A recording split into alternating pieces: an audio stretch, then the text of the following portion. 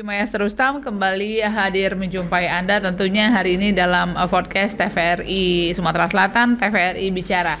Hari ini saya akan berbincang bersama salah seorang narasumber kami yang merupakan Ketua DPD Asosiasi Driver Online Sumatera Selatan, yaitu Bapak Muhammad Asrul Indrawan. Assalamualaikum Pak Asrul, apa kabarnya? Waalaikumsalam, kabar baik. Alhamdulillah, sehat ya Pak ya? Sehat, Alhamdulillah. Alhamdulillah. Bagaimana kabar teman-teman di jalan Pak?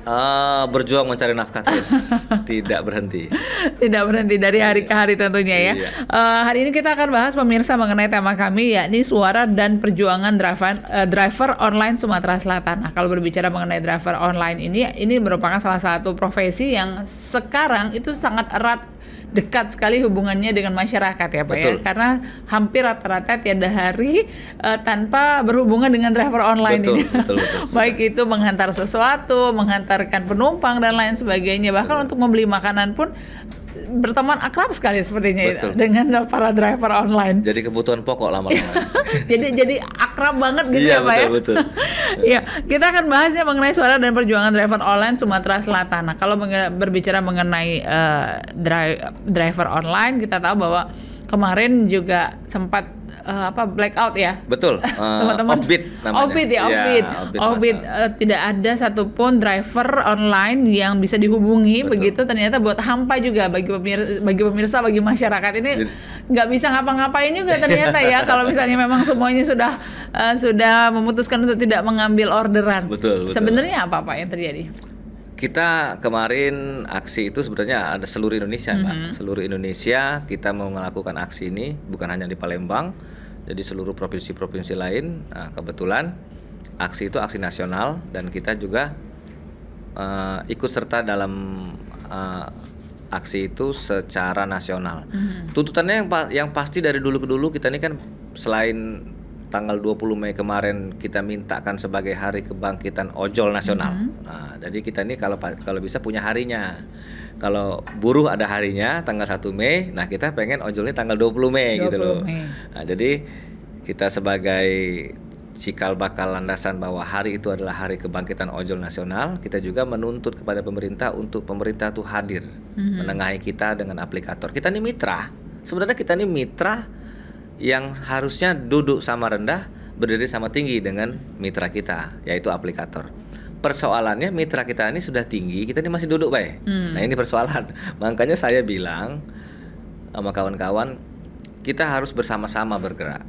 Tidak boleh sendiri-sendiri, kita harus berjuang nasib kita. Ini persoalan sudah periunasi.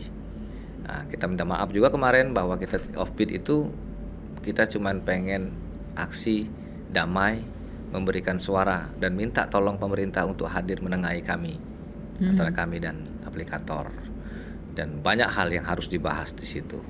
Sebenarnya yang menjadi permasalahan yang paling dituntut begitu loh, yang diperjuangkan oleh teman-teman adalah pendapatan yang semakin menurun. Betul. Atau salah satunya pendapatan menurun. Karena apa? Karena tarif tidak ada yang mengatur. Persoalan tarif ini persoalan regulasi yang tidak ada berhenti-berhentinya, Mbak. Jadi dari berdiri 2015 sampai sekarang aplikasi ini tidak ada satupun peraturan menteri yang menyatakan tentang tarif mengangkut penumpang maupun tarif mengantar barang dan makanan. Ini persoalannya, sehingga aplikator merasa tidak ada masalah kalau dia menentukan tarif sendiri gitu. Nah, imbasnya kepada kita, aplikatornya kan tidak satu. Ada beberapa aplikator dan tentunya akan mencoba menarik konsumennya sebanyak-banyak mungkin dengan cara apa? Tarif murah. Jadi mereka yang perang, kita yang sengsara. Nah, dengan tidak adanya regulasi, masyarakat dipacu untuk, setiap masyarakat lah se-Indonesia ini pasti akan mencari harga yang murah, bagus dan cepat. Nah, aplikator A mungkin dengan harga 5.000 per paket mengantar penumpang maupun misalnya mengantar makanan. Besok-besok, Mbak, begitu semua aplikator A ini diserbu sama konsumen, besok-besok aplikator B akan buat 4.000. Nah, berapa lagi untuk driver? Sekarang kita bayangkan dengan jarak 4 kilo kita hanya dibayar 5.000. Nah, ini persoalan kan? 4 kilo 5.000. Nah, jadi Ya dapat sekilo mending lah. Kalau dapat satu hari itu 10 kali 4 kilo terus gimana? Belum biaya menunggu, belum biaya resiko di jalan, perbaikan motor, bensinnya dan sebagainya. Apakah tidak ada perhitungan dari aplikator tentang hal itu kan? Ini persoalan bagi kita. Apalagi yang mau kita bawa pulang, Mbak. Anak di rumah harus sekolah, harus makan, istri juga menunggu. Belum tentu lagi ada bayar kontrakan rumah, belum bayaran motor. Apa yang harus kita cari lagi? Dan kejamnya kita dibiarkan saja. Nah, kita minta pemerintah hadir untuk tengahi kami ini. Satu, roda 2 nih Mbak belum ada legalitas. Kalau roda 4 sudah jelas tuh, seperti taksi dia. Jadi taksi ini kan plat kayak taksi-taksi bandara, misal taksi apa, boleh mengangkut penumpang kan. Nah, roda 4 sudah ada. Jadi tidak perlu ganti plat kuning. Jadi boleh mengangkut penumpang. Nah, kalau roda 2 tidak ada. Jadi sewaktu-waktu ditilang polisi karena mengangkut penumpang bisa boleh diangkut. Dan sekarang ini karena tidak ditilang, karena kasihan aja polisinya. Kalaupun ditilang dan harus bayar tilang ke negara, tidak mampu mereka. Nah, itu artinya status legalitas roda 2 ini mengangkut penumpang belum ada. Makanya kami ADO bergabung bersama Aliansi Ojol Palembang Bersinergi. Seluruh komunitas, ada beberapa komunitas paguyuban bersatu padu aksi kemarin meminta kepada pemerintah untuk legalkan dulu status roda 2 mengangkut penumpangnya. Kedua, tetapkan tarifnya per kilo sehingga tidak ada lagi paket-paket yang namanya paket A, B, C, D di aplikator yang membuat perang tarif sehingga korbannya adalah driver. Driver sekarang mengambil paket itu suka tidak suka, mau tidak mau karena kebutuhan. Akhirnya yang susah siapa? Motor, Pak. Motor tidak diservis, bensinnya kadang-kadang diisinya akhirnya rusak, tidak bisa ngapa-ngapain lagi. Nah, sampai kapan begini?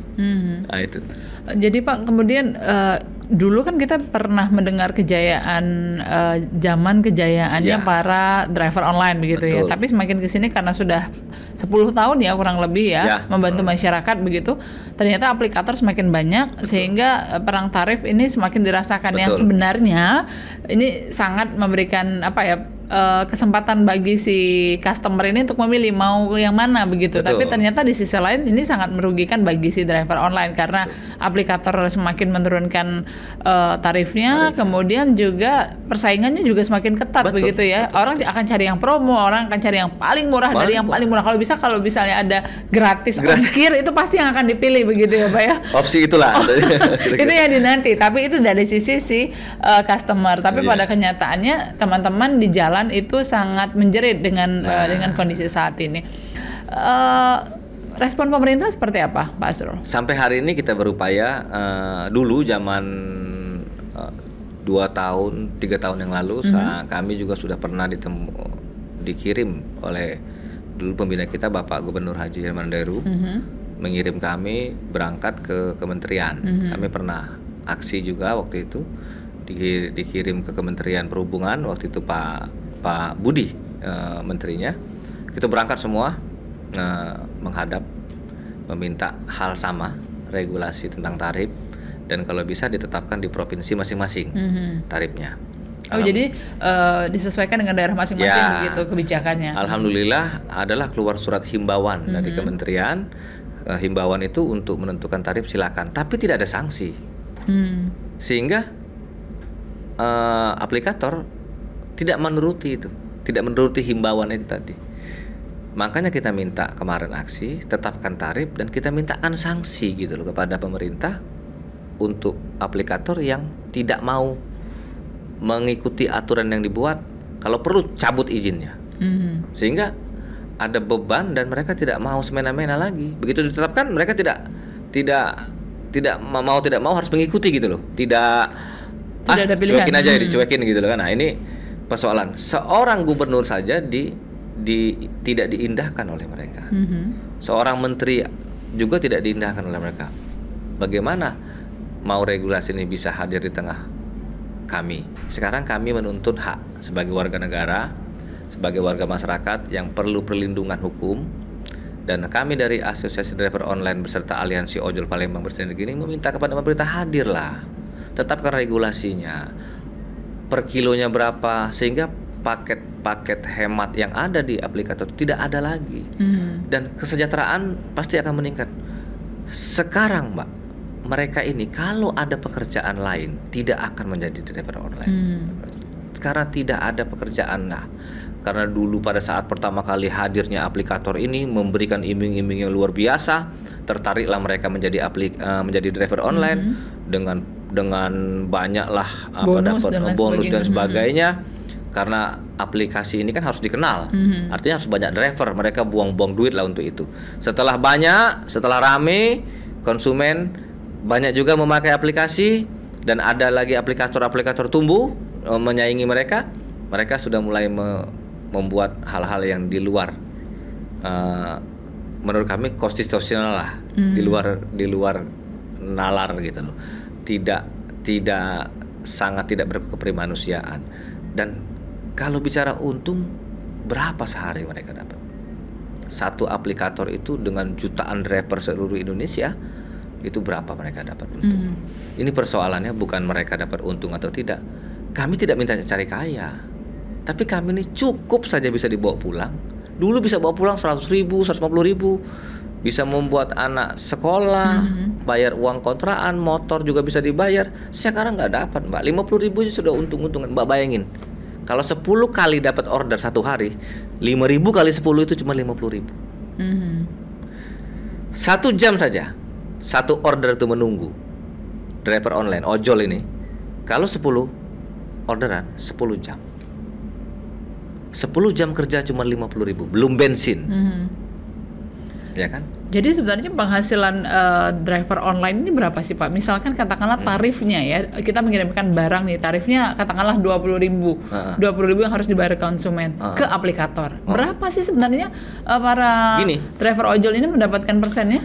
Kan ada paket tuh pengantaran 5.000 misalnya, 5.000 perak kan ongkosnya mau dong konsumen. Betul. Mbak pesen nasi goreng lah di Pak I misalnya, kirim ke rumah di Pak Jo misalnya, itu jaraknya sekitar 2 kilo sampai 3 kilo lah.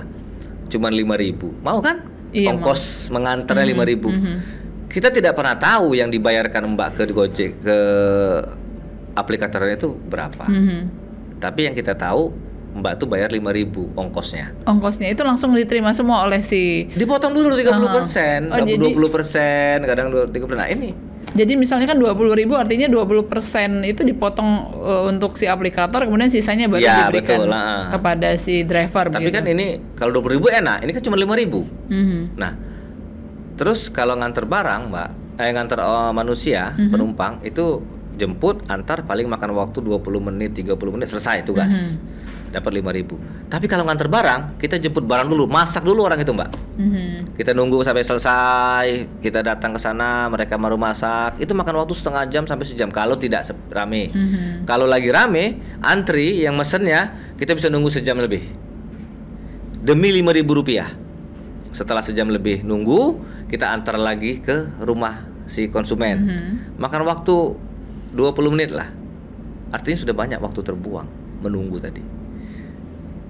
Saya analogikan, seandainya hari itu si driver itu dapat 10 orderan makanan yang waktu menunggunya 1 jam, artinya 10 jam dia baru bisa mendapatkan uang 50.000 perak. Yang di situ belum lagi ongkos bensin, perbaikan motor dan sebagainya. Terus mau mendapatkan 20, artinya harus 20 jam dia bekerja biar bawa pulang 100.000. Kerja di mana Pak 20 jam 100.000? Belum resiko di jalan, belum ada kecelakaan, belum dan lain sebagainya. Apa yang mau kita bawa pulang? Apa yang mau kita ceritakan sama anak istri yang menunggu makan? Sedangkan makan nggak bisa mundur, harus makan hari itu. Nah, ini yang tidak pemerintah tahu atau tidak dengan keadaan kami ini. Dan bukan satu Mbak, di Palembang ini roda 4 dan roda 2 itu ada 18.000 driver online-nya yang setiap hari mencari makan di situ, dan mereka akhirnya terjebak lagi ke pinjol, ke pinjaman-pinjaman yang tidak jelas tadi demi menyambung hidup. Sampai kapan? Sampai mereka tidak berdaya lagi. Dan kami sebagai asosiasi driver online bergabung menjadi aliansi ojol paling besar lagi, ya harus bergerak, minta bantuan ke pemerintah. Kemana lagi kita minta bantuan? Karena kita ini kan warga masyarakat Indonesia tuh. Minta hak kita sebagai masyarakat, kita minta kepada pemerintah, bantu kami, tengahi kami ini. Jangan diam diri saja. Oke, yang masa lalu sudahlah, tidak usah dibahas lagi karena tidak ada regulasinya, mungkin kesalahan. Tapi sekarang tengah ini sudah salah sistemnya. Masa tidak ada peraturan wasitnya? Kalau ibarat main bola, wasitnya nggak ada. Nah, kemana kami harus mengadu nih? Haruskah kami demo terus sampai mati? Haruskah kami berhenti semua menjadi ojek online? Dan kemana mencari kerja lagi? Dengan kondisi kami sudah lama di situ, ada yang 10 tahun, ada yang 5 tahun, ada yang 7 tahun menjadi ojol ataupun menjadi driver online. Harus kembali bekerja kemana lagi dengan keadaan yang susah sekarang mencari kerja. Nah, mau tidak mau kita harus ambil pekerjaan ini dengan resiko yang sangat tidak masuk akal. Tapi sebenarnya perhatian pemerintah kepada teman-teman driver online ini sebenarnya juga ada ya begitu ya Pak, karena kita tahu bahwa kemarin pada saat pembagian THR atau tunjangan hari raya kan juga memang regulasinya jelas bahwa driver online juga mendapatkan tunjangan hari raya walaupun mungkin regulasinya berbeda dengan THR yang diberikan perusahaan kepada pekerja. Seperti apa Pak Asro?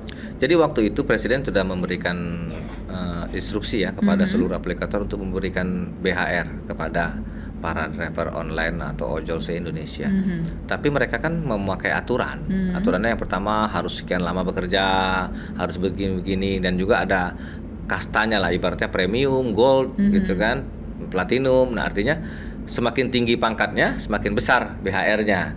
Semakin rendah pangkatnya, semakin kecil BHR-nya. Ada yang dapat 50.000, untuk roda 2 ada yang 100.000, untuk roda 4. Kemungkinan besar dia level pangkatnya di situ lebih kayak misalnya premium ya, atau gold dengan platinum itu beda. Platinum artinya yang paling tinggi, dia mungkin dapat lebih mahal, untuk roda 4 1.800.000 kalau nggak salah. Ada yang dapat itu Mbak, 1.800.000. Tapi yang dapat 100.000 banyak. Mungkin kalau kita tuh di kartu ATM ya gitu, kira-kira ada kartu kita tuh premium, gold, dan platinum. Artinya ada aturan-aturan dari dia. Dan kita menikmati. Mengenai besaran, saya rasa sudah adil karena mereka mendapatkan sesuai dengan pangkatnya. Masa kerja begitu ya Pak ya? Pengabdian begitu ya? Iya, pengabdian. Ada yang lama tapi nggak naik-naik pangkatnya. Mungkin kan karena mungkin ada kesalahan-kesalahan. Ya lama belum tentu bagus. Baru juga kalau bagus kenapa toh kan gitu. Jadi saya pikir itu sudah lumayan adil lah. Tapi bukan hanya itu yang kita minta tuh. Selanjutnya masa setahun sekali kami dapat cuma 50.000, 100.000. Sehari-hari ini cari duit ini harus ada aturan gitu loh. Kalau menurut teman-teman idealnya tuh berapa yang mau diperjuangkan Pak? Tarifnya? Ya kita sebenarnya bisa duduk bareng ya. Artinya kita bisa perjuangkan. Kan setiap daerah beda-beda. Provinsi Sumsel dengan Provinsi Lampung atau provinsi lainnya tidak sama. Rute-rutenya, kemacetannya, tempatnya. Tetapnya bisa misalnya 1 kilo untuk roda 2 itu misalnya 3.000, 4.000 misalnya 1 kilo untuk roda 2. Artinya roda 4 nanti misalnya 7.000 1 kilo. Dan begitu sudah ditetapkan dan semua sama Mbak, aplikator tuh sama semua mengacunya. Silakan mereka memainkan promo, ibaratnya begini. Kalau mesen terus di aplikator A selama 1.000 kali dapat umroh gratis misal. Sehingga konsumen bisa dapat umroh gratis nih kalau pesan 1.000 kali. Jadi tidak pindah ke aplikator B kan begitu.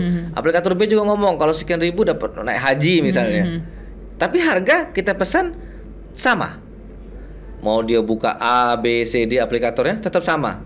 Misalnya pesan dengan jarak 2 kilo, ongkosnya 14.000, sama semuanya 14.000. Nah, setelah itu ada potongan aplikasi, potongan daripada aplikator. Rela mereka memberikan itu, tapi jelas. Jadi katakanlah kalau misalnya kita mengirimkan barang begitu untuk jarak 7 kilo, biasanya saya itu membayar harus antara 18.000 sampai dengan 21.000. Nah, itu tarifnya berarti dibagi aja berapa sekilonya kan gitu. Itu rush hour ya, kalau misalnya di saat pagi misalkan, itu biasanya di 21.000 karena memang macet mungkin pertimbangannya. Kemudian kalau misalnya di sore hari atau malam hari itu dia akan berkurang menjadi 18.000. Apakah tarif itu memang masih dianggap kurang atau seperti apa Pak Asro? Atau memang apakah memang itu tidak baku untuk aplikator lainnya atau bagaimana? Tidak baku Mbak, jadi gini, antara tarif mengangkut penumpang dengan tarif kurir mengangkut barang dan tarif food itu harusnya ada perbedaan. Kenapa berbeda? Kalau tarif mengangkut penumpang itu ada resiko. Pertama kan membawa beban besar dan resiko di jalan lebih besar. Mengangkut barang resiko juga, semua beresiko, tapi lebih efisien dan lebih cepat, tidak ada resiko kalau lebih bawa penumpang ya. Sekarang begini Mbak, ada beberapa aplikasi yang bukan wewenangnya mengantar barang, dia bisa membuat aplikasi mengantar barang. Misal? Contoh aplikasi A, dia hanya jualan barang-barang, kita pesan barang. Oke. Entah barang baju atau apa gitu. Tiba-tiba dia kan harus bekerja sama dengan jasa pengiriman toh. Jasa pengiriman A misalnya. Oke, harganya dari Jakarta ke sini atau dari lokal Palembang sini 10.000. Nah, kita pesan. Tapi jasa pengiriman lain kan yang sudah ada pemerintah punya. Nah, mereka berdirikan sendiri. Nah, itu tertib administrasi, tertib izinnya mana gitu loh. Sehingga yang aplikator ini merasa tersaingi untuk jasa pengantaran barang. Mereka punya sendiri begitu. Punya sendiri. Yang harusnya aplikator ini bisa ikut di situ. Nah, ini perangnya sudah luar biasa. Tingkatannya artinya selain perang tarif antar aplikator mengangkut penumpang dan makanan, ada lagi aplikator ini diserang oleh aplikator yang tidak ada hubungannya dengan jasa pengantaran. Membuat sendiri dengan jaringan yang dia punya. Nah, kita tidak usah bahas mereknya, tapi ini seperti tidak ada pemerintah hadir dan sepertinya Indonesia ini tidak ada hukum yang berlaku. Kok semena-mena mereka membuat aturan program seperti itu tanpa ada persetujuan dan izin dari pemerintah. Siapa yang dikorbankan? Kami, Mbak. Ini dikategorikan merugikan lah ya bagi teman-teman driver online. Merugikannya dua dia kalau orang yang tepat itu. Aplikator merasa tersaingi, kami juga.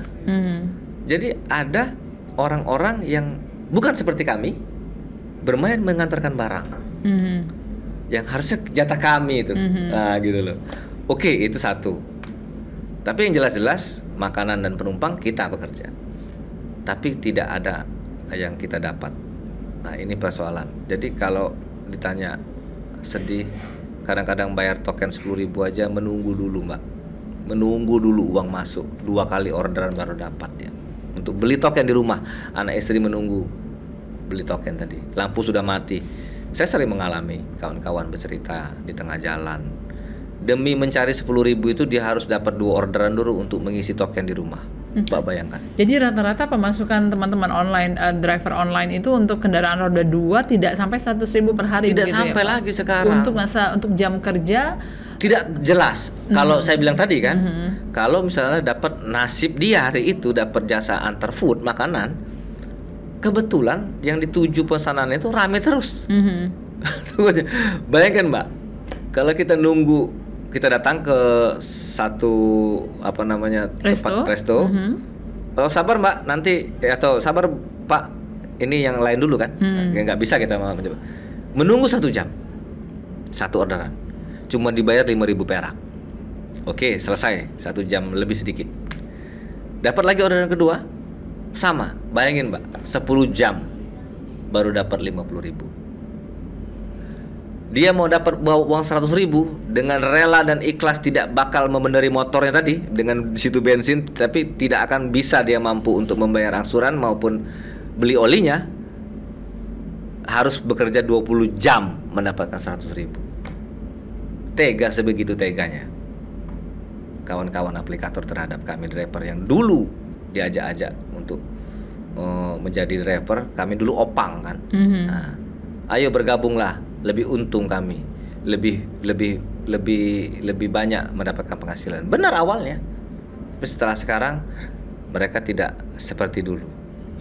Nah, ini persoalan. Kalau tidak cepat ditengahi akan menjadi persoalan yang akan lebih besar nantinya. Kawan, hari ini Mbak, digitalisasi ini di dunia ini sudah merambah kemana-mana. Masyarakat Indonesia sudah nyaman dengan aplikasi. Iya, betul. semua warga masyarakat dari bawah sampai yang tingkat atas pun memerlukan, baik dari mengantar anak sekolah maupun pesan makanan. Lebih efisien dan cepat. Nah, tapi kalau sadar mereka bahwa ada orang yang ditindas dari pesanan itu tadi.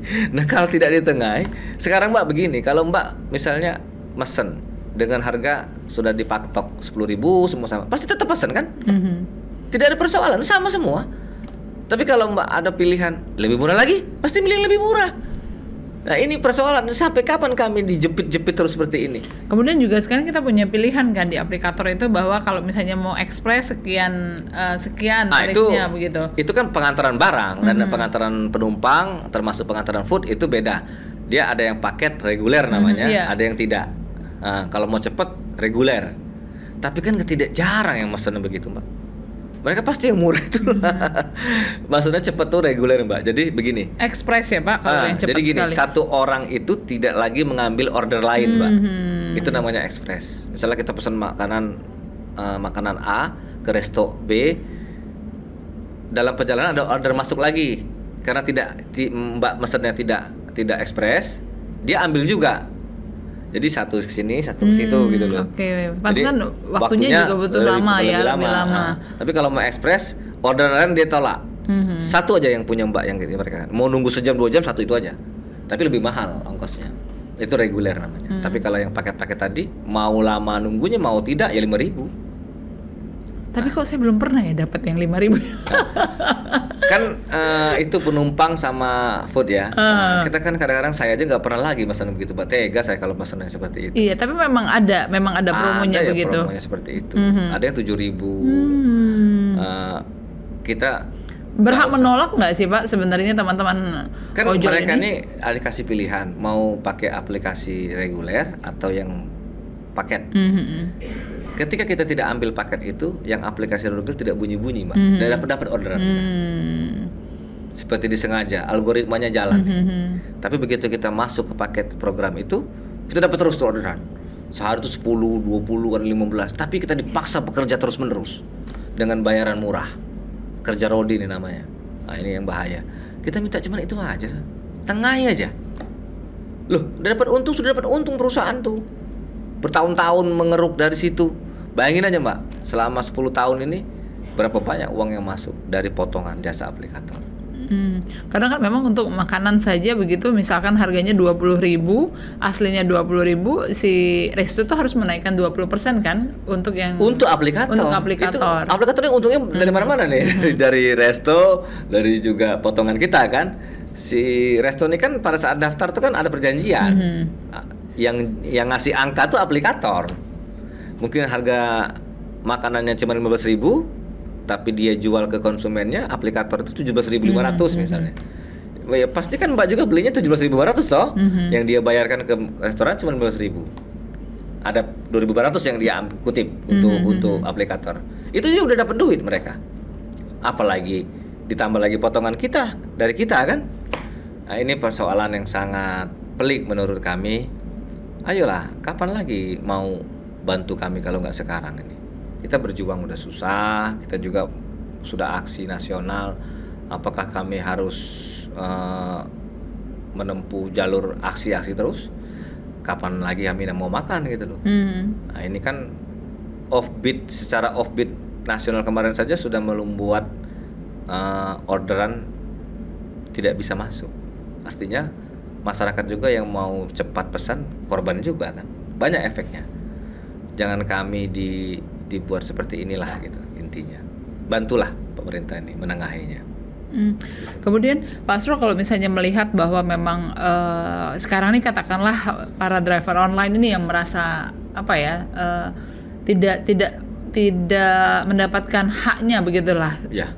Apakah memang sebelumnya ada perjanjian kerja antara kedua belah pihak, baik itu dari aplikator maupun juga yang mengikat, apa saja sih peraturan yang disepakati bersama antara baik itu driver online kemudian juga yang sudah ditentukan oleh aplikator ini, Pak Asrul? Jadi perjanjian mitra itu sebenarnya pada saat dia mendaftarkan menjadi driver ya, antara aplikator dengan mitranya yaitu kawan-kawan ini driver online.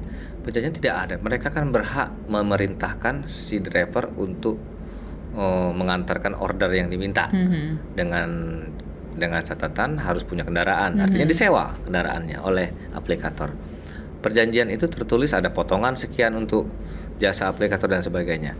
Dan ternyata beberapa kali kejadian potongan itu ada yang melebihi dari batasnya yang disepakati. Terus perjanjian itu cuma harus batal dengan sendirinya karena legalitas dari kedua belah pihaknya tidak ada. Aplikator A, B ada legalitaskah merekrut? Undang-undangnya merekrut kami driver tidak ada, Mbak. Mbak boleh cek lah. Terus legalitas kami mengangkut penumpang tidak ada untuk roda 2. Bolehkah itu dijadikan mitra? Dan yang merekrut dan yang direkrut itu kan salah artinya. Dan pemerintah diam aja. Ini persoalan nih kan. Secara undang-undangnya salah semua. Kami ini salah loh. Kami ini direkrut oleh mitra yang memang mitra itu tidak ada wewenang pula merekrut kami gitu loh. Ini kejadian yang sangat lucu bahwa mitra yang tidak ada payung hukumnya. Terus kami berteriak minta payung hukum gitu loh. Biar kami ini berdua antara mitra dan driver ini punya gentleman agreement, kesepakatan bersama yang memang bisa dituangkan dan dilindungi undang-undang gitu. Kalau sekarang jelas Mbak, boleh buka undang-undangnya, aplikator itu dalam merekrut roda 2 ya, kalau roda 4 sudah ada ininya payung hukumnya. Itu tidak ada. Baik roda 2 pun untuk angkut penumpang tidak ada legalitasnya. Sama-sama tidak jelas jadi artinya. Dan saya harap pemerintah hadir. Ayolah bantu kami, sudah 10 tahun lebih loh ini. Tidak ada undang-undang. Ini kemana gitu loh pihak terkait. Saya yakin Presiden Prabowo akan mendengar ini dan akan memberikan upaya-upaya penekanan kepada menterinya untuk diberikanlah payung hukum yang jelas. Kalau tarif dari dulu sampai sekarang itu ada penurunan atau sebenarnya turun terus, turun terus, gak ada naiknya karena mereka kan berjuang bagaimana aplikator ya, berjuang bagaimana supaya konsumennya mereka tidak lari. Nah, dengan cara apa ya? Saya bilang tadi orang Indonesia ini kan mau cepat, murah dan bagus gitu loh. Itu hukum konsumen ya, Pak. Nah, gitu. Jadi kalau ada pilihan yang lebih murah, ya pasti dia milih murah. Dan siapa yang akan dirugikan? Driver lagi, tidak ada pilihan itu. Karena pihak aplikator B-nya sudah murah nih. Aplikator C, itu kalau lebih murah sih, kita buat lebih murah lagi. Supaya ke kita nih konsumennya. Jadi migrasi itu setiap hari, Mbak. Kadang-kadang setiap program meluncur, migrasi semua ke aplikator A tadi. Nanti ada program dari aplikator B, migrasi semua konsumen ke aplikator B. Ya. Aplikator yang jelas pasti ingin untung dengan cara apapun. Nah, dan konsumen juga punya pilihan begitu ya Pak? Konsumen punya pilihan. Lebih bagus murah lah kalau bisa gratis. Kalau bisa gratis begitu. Kemudian apa sih sebenarnya yang maksud saya itu apakah ada income lain begitu Pak selain apa yang didapatkan dari order dari si pelanggan ini, apakah sebenarnya si driver online ini punya tambahan lain seperti bonus, kemudian juga seperti tambahan lainnya? Kalau dulu kan kita kan poin bintang ya, bintang sekian ya, nanti kalau misalnya bintangnya sekian kemudian dapat imbalan berapa begitu. Betul, si driver. Nah sekarang itu sudah tidak ada lagi. Tidak ada lagi. Semua program itu tidak ada. Itu pada zaman dulu pada saat merekrut kami. Itu masa kejayaan. Masa kejayaan itu. Dan setelah itu kami disepelekan lah. Ya, sudah oke lah, itu masa lalu.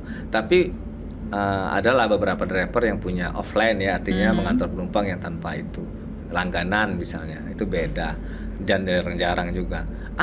Kami dari asosiasi juga berjuangnya, saya ke pemerintah, membantu pemerintah mensukseskan programnya dan meminta kepada pemerintah untuk ini ada juga loh masyarakat yang perlu bantuan.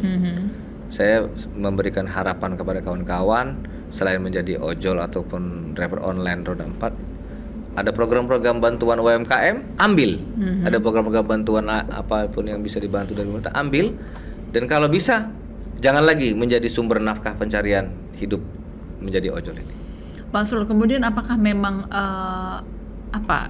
kebiasaan katakanlah begitu para konsumen ini memberikan tip kepada driver online atau sebenarnya banyak yang tidak memberikan tip? Kalau itu saya tidak bisa bicara banyak karena kan yang tergantung ya. Kalau bukan maksud saya itu kalau kebiasaan kita nih di Sumatera Selatan khususnya, teman-teman itu biasanya mendapatkan tips lebih atau justru sebenarnya mereka biasanya karena membayar menggunakan aplikasi menggunakan online juga jadi agak susah ya memberikan tips dan lain sebagainya. Apa sebenarnya memang kesadaran akan memberikan tips itu jarang ya Pak? Jarang-jarang sih, ada. Kan itu kan sekarang ada aturan tuh. Apakah Anda akan membayar uang parkir? Ditanya dulu tuh. Kalau mau kita bayar, kalau tidak ya tidak bisa maksa kan? Itu pun dipotong melalui aplikasi itu. Ada aplikasi namanya A, misalnya B misalnya. Sehingga bayarnya kan sekarang pakai digital Mbak. Tidak lagi pakai uang cash tuh. Potongan melalui itu gitu loh. Nah, ini kita suka tidak suka, mau tidak mau ya harus terimalah. Tidak bisa kita meminta harapan mau kasih tip atau tidak itu rezeki macan lah itu. Yang jelas kami ini minta sesuaikan tarif. Itu aja. Tidak terlalu banyak kan. Legalkan dulu roda 2 mengangkut penumpang sehingga ada pacak lagi polisi nilangnya. Kedua, tarif harus disesuaikan dan ditetapkan dan diberikan sanksi kepada aplikator. Kalau perlu cabut izinnya, tegas dong pemerintah. Kalau nggak mau aturan itu nggak bisa dipenuhi sama aplikator, ya tutup. Tidak usah berusaha di Indonesia. Harus tegas. Jadi sebenarnya konsumen ini bisa membantu dengan memberikan tips juga ya Pak bagi harusnya, tapi kan nggak bisa maksa kita. Iya betul. Kesadaran diri begitu ya Pak ya. Pernah dipaksa dapat uang parkir juga kan kena suspend orangnya. Kena peringatan tuh drivernya. Tergantung ke orangnya juga masing-masing. Tapi kemudian perhatian dari si aplikator ini untuk driver online kalau misalnya terjadi kecelakaan, terjadi motor hilang dan lain sebagainya itu gimana kan banyak sekali ya Pak kita ketahui itu tiba-tiba pada saat mengambil orderan terus motornya pas balik lagi udah nggak ada lagi begitu itu kan banyak sekali dialami. Apa yang dilakukan oleh katakanlah partner ini? Kalau hilang tidak ada. Tidak ada. Itu tergantung misalnya masih leasing, mungkin leasingnya ya ada kebijakan mengganti baru atau gimana. Tidak ada perhatian apakah memberikan santunan lain sebagainya, tidak ada. Kecelakaan pun dia ada BPJS Tenaga Kerja, ada BPJS Kesehatan. Nah kan yang dipotong tiap bulan sama mereka tuh ada beberapa aplikator memotong langsung untuk BPJS Tenaga Kerja. Dan paling ada kalau meninggal ya ada santunan lah. Santunan ketika kecelakaan meninggal kemudian. Iya dari Jasa Harja sudah pasti. Dari BPJS Tenaga Kerja kalau dia ada. Dari aplikatornya juga tergantung juga itu. Nggak semua dapat santunan. Tapi kadang-kadang ada santunan, kadang-kadang tidak. Juga saya nggak ngerti gimana mekanismenya. Tapi yang jelas kalau semua yang kecelakaan itu pasti melalui BPJS Tenaga Kerja, Jasa Harja. Kalaupun tidak ada BPJS Tenaga Kerja, dia Jasa Harja. Saya berapa kali ambulan kita mengantarkan tuh rata-rata BPJS Tenaga Kerja tidak ada dari Jasa Harja kan akhirnya. Dan itu pun terbatas anggarannya. Dari pihak aplikator tidak ada. Paling kalau dia meninggal adalah santunan sekedarnya gitu loh. Dan itu pun mungkin setelah viral. Kan Indonesia ini lagi musim nih, no viral no justice. Sayangnya begitu ya Pak. Iya, mesti diviralin dulu bukan gitu. Nah, inilah yang kita maksudnya karena tidak ada undang-undangnya di situ antara mitra dan aplikator mitra kami, driver online dan mitra kami itu tidak ada ketentuan yang baku. Kenapa? Lah sama-sama nggak jelas tadi. Jadi tidak terlindungi sepenuhnya. Tidak terlindungi sepenuhnya. Bagaimana mau minta lindungi tapi kalau dua-duanya ini sebenarnya nggak jelas gitu. Tidak ada payung hukum. Saya mau tanya, undang-undang merekrut tenaga kerja aja dan mitra itu harus ada payung hukumnya. Nah itu tidak ada dia. Terus mereka mempekerjakan orang ilegal. Seperti kami yang ojol rodo ini ilegal tuh mengangkut penumpang tuh Pak. Kok boleh? Gitu loh. Pemerintah kemana nih? Kok boleh semua nih? Nggak ada yang melihat, memantau, tidak ada yang memanggil mereka gitu. Gimana kamu kok merekrut orang yang tidak boleh bawa penumpang kamu pekerjakan? Kira-kira begitu bahasanya. Nggak ada Mbak. Nah ini persoalannya. Makanya kita minta legalkan itu dan minta tarif itu ditetapkan itu loh. Cuma 2 poin penting dalam hidup kami yang harus diselesaikan itu. Sudah ada kesepakatan begitu Pak, minimal itu 1 kilonya untuk roda 2 itu berapa begitu yang diharapkan? Saya pikir kalau di Sumatera Selatan ya itu antara 3.000 sampai 5.000 lah. 1 Untuk kilo. roda 2. Untuk roda 4 tentunya berbeda. Berbeda antara 7.000 sampai 10.000. Yang terjadi sekarang adalah Belum ada, nggak ada Mbak, turun terus itu. Yang saya bilang tadi ada program paket 10.000 nganter. Pas diantar 4 kilo, belum macetnya mobil. Dapat apa Mbak? Bensin 1 liter. Belum makan di rumah. Belum untuk mereka di jalan itu. Ada. belum keselamatannya ya. Belum keselamatannya, resiko mobil nabrak orang dan sebagainya. Waduh, yang paling sedih kami itu paling punya tingkat kecelakaan resiko yang paling tinggi, karena hampir separuh dalam 1 hari itu kita di jalan. Bayangin aja Mbak, kalau kita ada fokus baik sedikit, kecelakaan baik ditabrak maupun menabrak. Berarti kita kan harus punya daya fokus yang tinggi dalam bekerja itu, sehingga bisa aman dan nyaman, dan membutuhkan waktu, membutuhkan asupan gizi yang bagus juga harusnya untuk fokus itu. Tapi kalau tidak jelas makan tempe terus gimana Mbak ini? Iya, tapi gimana karena pendapatan juga nggak sesuai begitu ya Pak. ini. Tapi kita kan katakanlah punya 3 aplikator katakanlah begitu. Jadi masyarakat punya pilihan. Nah, dari ketiga-tiganya itu semuanya juga tidak ada yang fokus terhadap kesejahteraan driver. Mereka pikirkan bagaimana konsumen ke mereka, nggak ada mikirin driver. Perang tarif terus gitu. Semakin murah, semakin banyak konsumen yang ke sana. Itulah, mereka memikirkan hanya bagaimana konsumen itu bisa ke mereka. Mana ada dia mikirin drivernya. Karena mereka anggap driver udah banyak kok. Jadi mau ikut, kalau nggak mau ya selesai, silakan gitu. Masa kita harus dihadapkan pilihan yang sama-sama mati? Itu kan sama aja Mbak, dimakan ibu mati, nggak dimakan bapak mati.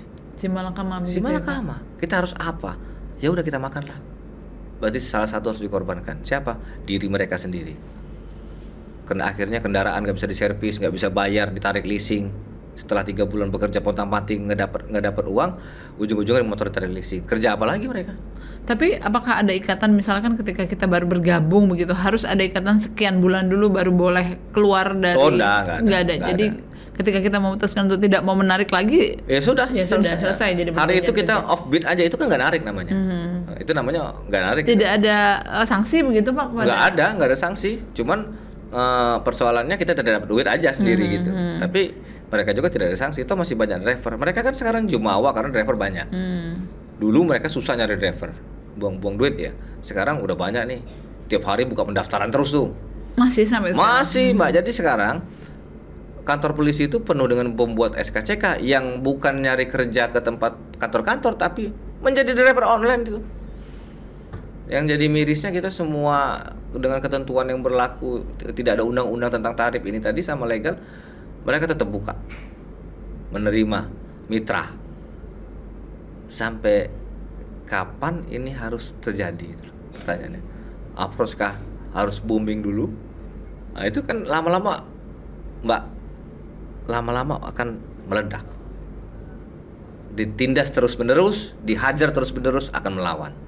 Kawan-kawan ini sudah, saya bilang kita harus tetap kondusif, berjuang, upayakan yang terbaik untuk keluarga. Tapi kan ada namanya juga manusia, tingkat kebutuhan yang beda-beda. Sampai kapan ketua? Sampai kami mati dulu baru berhenti. Ya miris kita lihat. Saya tetap ngomong, kita harus punya kekuatan bersama ini. Jangan tunjukkan bahwa kita ini orang-orang yang tidak berpendidikan. Melakukan hal-hal anarkis itu tidak boleh.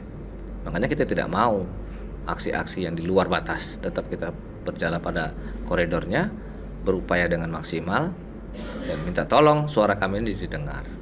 Jika tidak didengar juga, langkah apa lagi Pak Asrul? Mungkin ada class action kali, gugat gitu loh, atas ketidakadilan ini. Ya kita pakai cara apa lagi gitu loh, menggugah hati pemerintah ini. Presidennya harus dengar. Kayaknya presiden belum dengar ini. Kementerian aja dipanggil RDP kemarin sama Komisi 5 nggak datang. Nah, jadi kemana kita harus minta? Tapi paling tidak tahun ini sudah ada perhatian Bapak Presiden terhadap tunjangan hari raya. Iya, mesti ada lagi yang memberitahu bahwa belum legal nih kami roda 2 dan tarifnya belum ada nih Pak Presiden. Kira-kira begitu nih.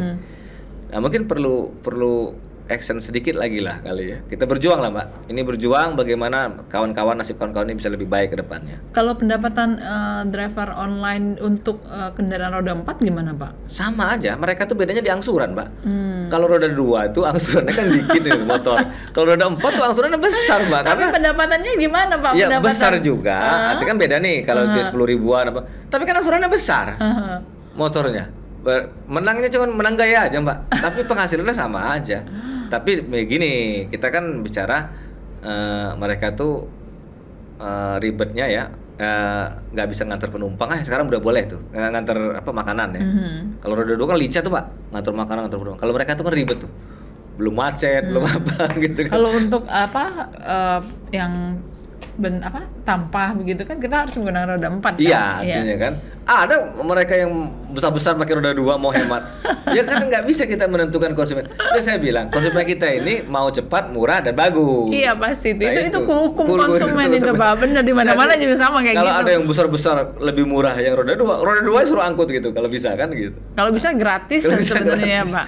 Tapi kasihan juga sebenarnya. Kasihan. Nah, roda 4 ini kan beda cuma di angsuran dan mereka tuh juga kadang-kadang ya ada kelebihan punya rekanan offline, Mbak. Artinya kayak Mbak nih langganannya udah sering nih dari sini ke TVRI misalnya setiap hari pagi-pagi. Ya udah jadi langganan. Konvensional jadi kembali. Iya, kembali lagi seperti. Ya, tapi justru sebenarnya konvensional lebih menguntungkan. Lebih Pak. menguntungkan. Cuman kan tidak semua driver yang mendapat itu. Artinya itu kan rezeki-rezekian juga. Nggak ada semua 10 driver dapat itu semua, tidak. Iya. Dan saya roda 4 ini paling saya pikirkan nasibnya karena menyangkut keperluan yang lebih besar dibanding roda 2. Angsurannya juga lebih besar. Tingkat kehidupannya. Dan mereka tuh sampai ada yang nggak terbayar angsuran 3 bulan, 6 bulan. Karena bagaimana kalau tidak cukup untuk makan sehari-hari aja. Menyisihkan ya, menabung ya. Tapi kalau rumah mereka rata-rata udah masih ada rumah orang tua, ada rumah sendiri lah. Daripada roda 2 tuh lebih parah. Kadang numpang dengan mertua, kadang numpang dengan orang tua, kadang masih ngontrak, kadang juga di rumah orang tuanya yang sempit dan tidak layak. Kalau itu yang saya susah, roda 2 ini yang susah. Enaknya roda 4 tuh sudah legal, Mbak. Sudah boleh dia mengangkut penumpang seperti taksi. Ada undang-undangnya. Roda 2 tidak ada. Nah itu. Jadi kesejahteraan driver online ini memang sangat miris sebenarnya ya, Mbak ya. Dikatakan di bawah garis kemiskinan, bisa-bisa nanti kalian bicarakan nih. Tapi waktu itu kita sempat tahu kan banyak juga orang yang mau menjadi driver online itu karena banyak juga yang menceritakan bahwa saya ini sebenarnya jadi driver online ini menguntungkan begitu. Bisa 1 bulan itu dapat sekian juta, belum lagi ditambah apa, bisa sampai 7 juta, 8 juta dalam 1 bulan. Dulu ya. Itu dulu. Dulu. Sekarang nggak ada lagi. Sekarang ada yang dapat penghasilan 3 juta, 4 juta sebulan ada, Mbak. Tapi nggak semua. Artinya kan algoritma mereka itu kan memilih-milih orang gitu loh. Nah itu juga yang kita nggak tahu gimana bicara seperti itu. Tapi artinya dari 100 driver yang gacor bahasa kami itu paling 10 sampai 20. Yang masuk terus begitu ya? Iya, artinya dapat duit sesuai lah ya. Orderannya juga masuk terus begitu. Lumayan sehingga bisa bawa uang pulang. Paling 10 sampai 20% dari 100. Kalau begitu algoritmanya tidak merata ya, Pak? Tidak merata. Atau itu semakin cepat kita mengklik katakanlah begitu semakin kemungkinan. Yang saya bilang tadi gini, berebut konsumen. Bagaimana aplikasi akan melemparkan orderan konsumen itu kalau orderan tidak ada, Mbak. Misalnya saya, Mbak dan kawan-kawan di sini adalah 20 orang. Satu hari itu dapat orderan misalnya aplikasi itu dapat cuman 50, sedangkan drivernya 20. Gimana baginya? Nah tiba-tiba mereka banyakin saya dan Mbak aja, yang lainnya tidak. 50 orderan tadi, nggak mungkin dapat 50 ini dibagi 20 tadi, harusnya kan 22. Iya. Nah ini tidak. Nah, ada apa? Apakah ada permainan beberapa orang ini ada semacam deal? Dan saya pikir ada itu pemotongan lagi untuk jasa itu, supaya aktif gacor dapat dipotong lagi sekian persen misalnya. Jadi ada orang dalam juga perlu. Nggak tahu juga itu ya. Tapi jadi aplikasi juga masih bisa dimainkan algoritmanya begitu ya, Pak? Ya bisa dong. Itu kan aplikasi. Siapa kan bisa di semua buatan manusia itu. Kita tidak tahu nih. Tapi kan saya tidak menuduh ya. Tapi artinya bisa terjadi. Dan saya yang saya bilang tadi, semakin banyak orderan, semakin ramai driver mendapatkan masukan toh gitu intinya. Tapi percuma juga orderan banyak tapi kalau gaji tidak sesuai. Ini balik ke sana lagi nantinya nih. banyaklah 10-20 sehari. Tapi kalau tidak sesuai, ya tidak sesuai juga, Mbak. Apa jadi yang didapatkan bawa pulang itu? Capek, hanya capek di badan gitu. Kemudian juga tidak bisa keluar karena memang tuntutan tidak ada pekerjaan lain begitu ya Pak? Betul, Mbak. Sekarang setiap ajaran sekolah, mereka tidak bisa menabung untuk bayaran anaknya sekolah. Untuk beli baju aja mereka harus ngutang sana sini, Mbak. Artinya selama setahun dia bekerja, setengah tahun ya artinya setiap semester anak sekolah itu mau beli baju dan buku anak sekolah itu tidak mampu, tidak pernah nabung mereka berarti. Bagaimana mau nabung, Ketua? Kalau yang mau ditabung itu nggak ada. Makan saja susah ya Pak? Roda 4 ini loh, bukan roda 2. Kenapa nggak bisa nabung kalian dari penghasilan sehari-hari? Tidak bisa, Ketua. Boro-boro kami nabung. Untuk bayaran mobil sudah ditunggu. Untuk anak sekolah, makan, ngantar, apa namanya itu, biaya dan lain-lain. Belum masalah mobil, angsuran dan sebagainya. Nggak sanggup kami mau nabung lagi, Ketua. Kita ngomong apa kita? Setiap semester nyari utangan mereka. Untuk anaknya sekolah beli baju, beli sepatu. Apa setiap tahun harus ngutang terus mereka? Setiap setengah tahun ya. Artinya kan apa penghasilan yang mereka dapat selama ini? Kok gak bisa nabung untuk anaknya sekolah? Oke, uang jajan anak sekolahnya bisa. Tapi kan setengah semester itu kan pasti mau beli buku, beli tas, beli sepatu ya toh? Naik kelas. Gak bisa nabung. Miris gak? Di kondisi sekarang seperti ini. Kemana mereka? Pinjol lagi, Mbak. Akhirnya terjebak dia di situasi itu. Nama rusak, jelek, mau minjem lagi gak bisa. Sampai kapan? Sampai mereka mati. Nah, itu yang perlu perhatikan. Sebenarnya pendidikan, latar belakang pendidikan teman-teman driver online ini banyak juga yang S1 ya Pak? Roda 4 tuh banyak S1 loh. Mungkin roda 2 nggak jarang ya S1, tapi roda 4 banyak S1. Dan saya bilang, roda 4 itu tidak punya penghasilan tambahan tabungan yang saya cerita tadi. Saya sempat tanya, lu nggak bisa nyabung? Nggak bisa, Ketua. Gimana mau nabung? Setiap setengah semester nyari utangan. Untuk beli sepatu anaknya, untuk beli baju anaknya. Dari mana mereka harus cari uang selain nyari utangan ini? Akhirnya pinjol. Salah satu yang paling tercepat kan. Dan tahu sendiri itu bunganya. Dan sampai kapan mereka terjebak di situasi ini? Tega pemerintah lihat kami seperti ini. Nah, ini yang perlu pertanyaan kami. Ini warga masyarakat juga, penduduk Indonesia asli yang perlu perlindungan hukum, dan kita minta tengah itu. Paling tidak UMR ya Pak? Harusnya. Ini nggak sampai UMR? Nggak sampai. Kalau bicara UMR jauh kita. Lagi meledak mungkin ya. Tapi kalau sudahnya normal, nggak normal lagi gimana? Nggak sesuai lah, Mbak. Nggak sebanding lah. Dan saya harap ini harus segera ditengahi, dan saya minta kepada pemerintah jangan berdiam diri. Kami ini benar-benar perlu bantuan payung hukum yang jelas dan nyaman bekerja nanti ke depannya gitu. Saya kira itu, Mbak. Tapi semakin banyak aplikatornya, dia juga kan merasa jumawa juga ya Pak. Aplikator juga merasa bisa semena-mena karena semakin banyak yang melamar. Kemudian kalau misalnya merasa tidak sesuai dengan aturan, ya silahkan keluar begitu. Ya itu tadi kan karena udah banyak tadi, Mbak. Banyak yang mendaftar, tidak punya pilihan lagi, mau maju kena mundur kena, diambil gimana. Nah sudah, akhirnya dipaksalah mereka mengambil itu. Dan yang sebenarnya mereka menjerit, memaksa itu demi melewatkan makan aja. Sudah syukur sekarang ini, tidak usahlah menabung. Nah, ini pertanyaan-pertanyaan yang saya sampaikan tadi kepada pemerintah, tolong didengar, diperhatikan. Dan kami cuma tidak minta banyak-banyak, 2 poin penting itu tadi. Legalitas untuk roda 2 ya, sebagai pengangkut penumpang, dan tarif ditentukan roda 2 dan roda 4. Buat sanksi, tapi di aturan itu disanksi, buat sanksi apabila melanggar harus dicabut izinnya. Aplikatornya. Kan artinya mereka tidak bisa lagi main-main.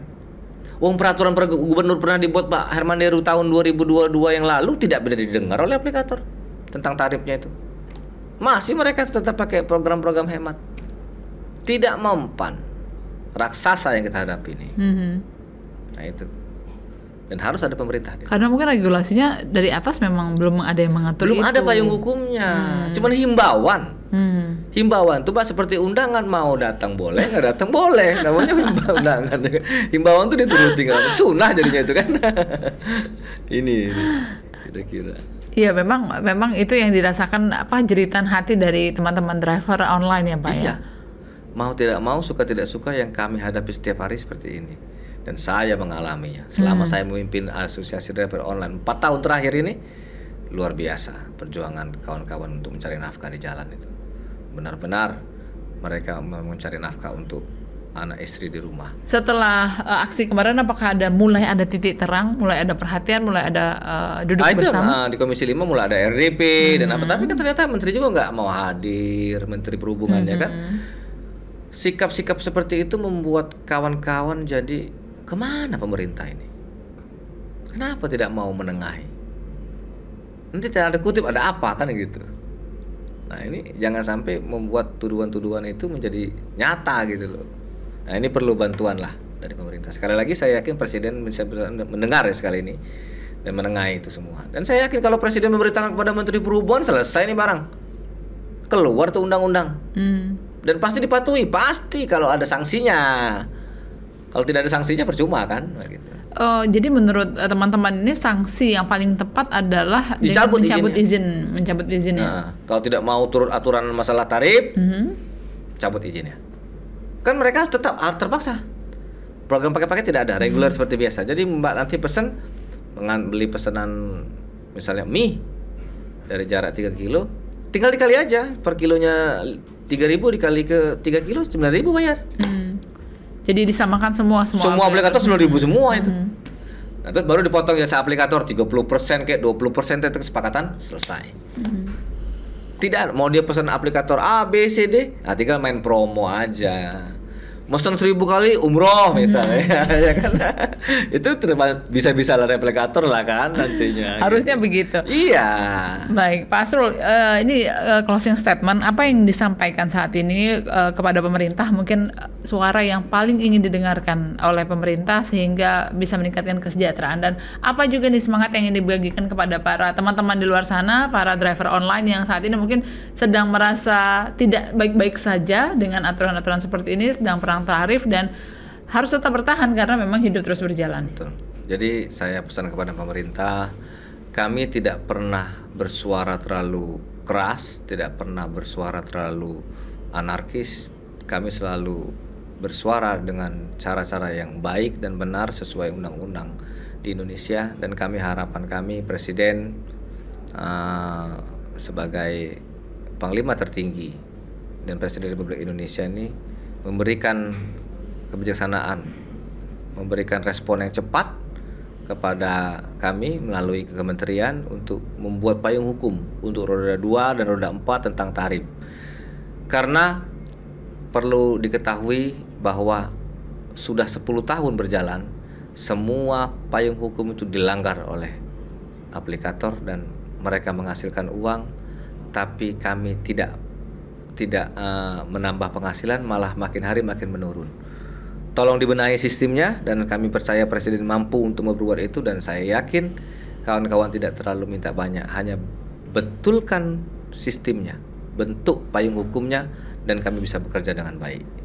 Tidak terlalu banyak pintaan, tapi inilah nyawa yang harus diselamatkan, karena kalau tidak ada payung, kami seperti kejar rodi, mendapatkan upah tidak layak, semena-mena aplikator memberikan harga, dan kami akhirnya akan terjebak di situasi yang sangat sulit. Baik, terima kasih sekali Pak Asrul sudah bergabung bersama kami hari ini di TVRI Bicara selaku Ketua DPD Asosiasi Driver Online Sumatera Selatan. Kita juga berharap tentunya ada kebijakan yang sama-sama berada di titik tengah lah, katakanlah begitu, titik temu antara kedua belah pihak, tentunya tidak merugikan konsumen, tidak merugikan driver online, dan juga tentunya tetap menguntungkan bagi si aplikator. Terima kasih, salam untuk teman-teman terima kasih Mbak driver online di luar sana yang terus berjuang. Akhir kata pemirsa, saya Wimaes Rustam mengucapkan terima kasih atas kebersamaan Anda di podcast TVRI Sumatera Selatan, TVRI Bicara. Sampai jumpa dan wassalamualaikum warahmatullahi wabarakatuh. Waalaikumsalam.